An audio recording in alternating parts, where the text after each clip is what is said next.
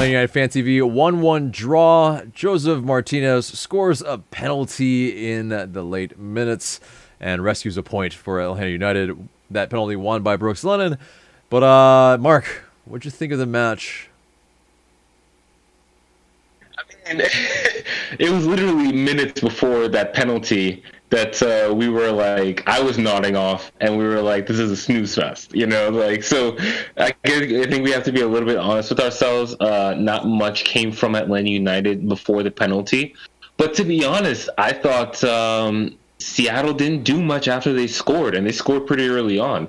And, so I think that the match played out in a way that you would expect both teams to approach this match. I do feel like if you're Seattle, I don't know, if I were a Seattle fan, but I'd be pretty disappointed with the point in this circumstance, being at home, having won 4 straight.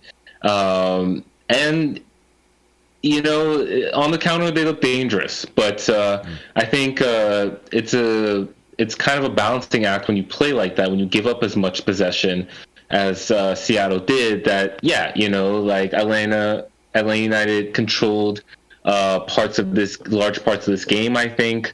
Atlanta, I think, fashioned, maybe you can call them half chances. Didn't work the keeper enough, obviously.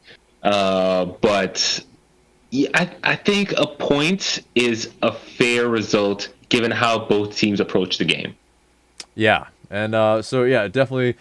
I think you make fair points that it was definitely a bit of a slog before that, at least for Atlanta United fans in terms of the 86th minute. But definitely one of the, I think, talking points was Joseph Martinez taken off too early.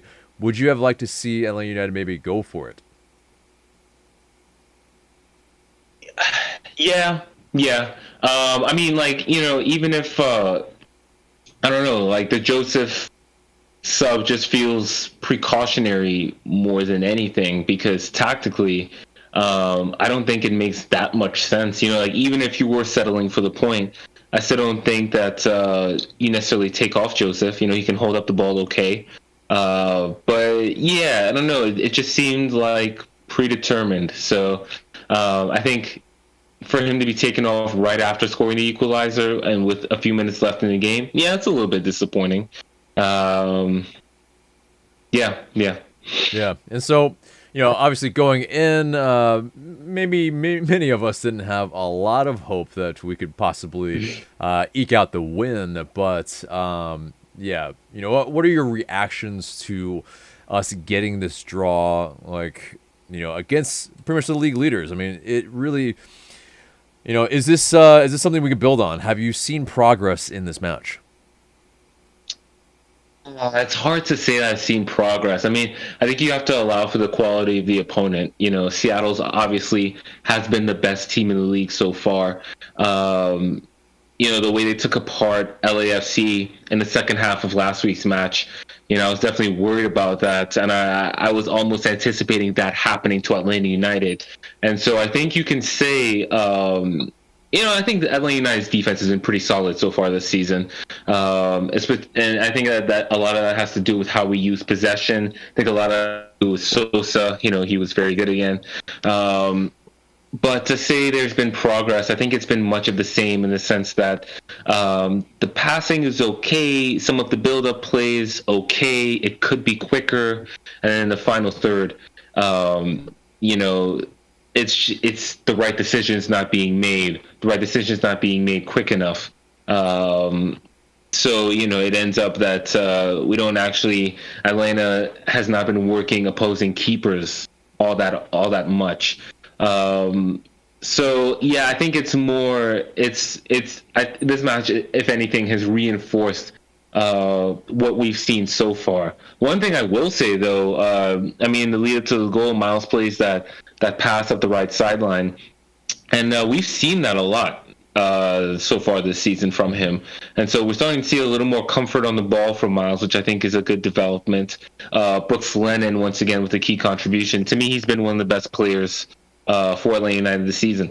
And, as he's one of my favorites going back to last season. So, we just need I think it's a matter of certain other players stepping up. Whether that's Eric Lopez, whether that's Jake Moraney. Jake Moraney came in the second half. I thought he was decent. Um, Joseph was collecting the ball deep a lot, and I don't think that that's going to help the team overall. So we got to figure out. Hosetu came back today, so that's maybe he's an option in the midfield in terms of progressing the ball. Yeah, I think that it's a little more of the same. I think it's sort of reinforced what we've seen so far. But I think there's, some things here to build on. Some would suggest that maybe this upcoming transfer window is maybe big. Maybe that we need to move on some guys that maybe people don't really see much of a future with Atlanta United, and maybe swallow some pride. Would you say, like, you would buy that kind of sentiment, or would you maybe try out these guys a little longer? So if we're talking about Moreno and Lopez specifically, because I would imagine those are, I mean, they were expensive. If we're gonna get back any kind of value, I think those would probably be the first two players that you'd look at. I would probably give them a little more time, unless there is a knock out of the park designated player that you think you can get. I'm just throwing a name out there, like a Roger Martinez for Club America or something like that. I do feel like Atlanta United probably need that level of impact player, but unless you can actually get that kind of player, I think you kind of have to stick with Moreno and Lopez for now. And yeah, it's going to be interesting. I mean, it's going to be difficult because we still have to address the backup striker as well. So, it's always difficult with the MLS roster restrictions. But yeah, if you can get a standout player from Mexico or wherever, it might be worth it. Yeah. All right, we'll talk more on the podcast, but appreciate you, Mark. Thank you so much for your time.